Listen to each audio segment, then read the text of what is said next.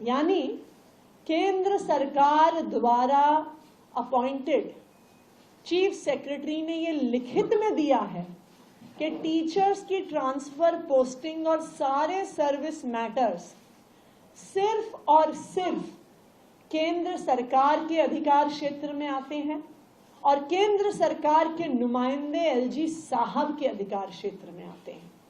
तो ये बिल्कुल साफ है कि ये भारतीय जनता पार्टी का षड्यंत्र था। लेकिन जब उन्हें समझ में आया कि षड्यंत्र के खिलाफ आम आदमी पार्टी लड़ती रहेगी, तो वो अपने घड़ियालू आंसू बहाने के लिए एलजी साहब के पास गए और उसके बाद बाहर आके झूठ बोल रहे हैं, जबकि सारे कागजात उनके ही अपॉइंटेड अफसरों द्वारा लिखित कागजात ये दिखा रहे हैं कि ट्रांसफर पोस्टिंग केंद्र सरकार द्वारा की गई, उनके एलजी साहब द्वारा की गई और एलजी साहब के आदेश द्वारा की गई। मैं तो उनसे ये भी पूछूंगी, अगर एलजी साहब के पास पावर नहीं थी ट्रांसफर की और हमारे पास पावर थी, तो एलजी साहब ने ट्रांसफर ऑर्डर वापस लेने का आदेश कैसे दे दिया? उसकी पावर उनके पास कहां से आ गई? देखिए, जो सच्चाई होती है ना, उसमें बहुत ताकत होती है।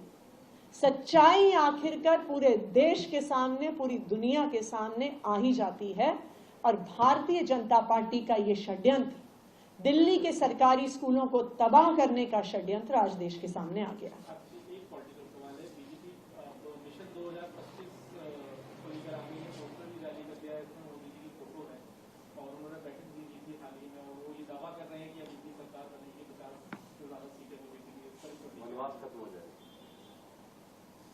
भारतीय जनता पार्टी ने एक मिशन किया था 2015।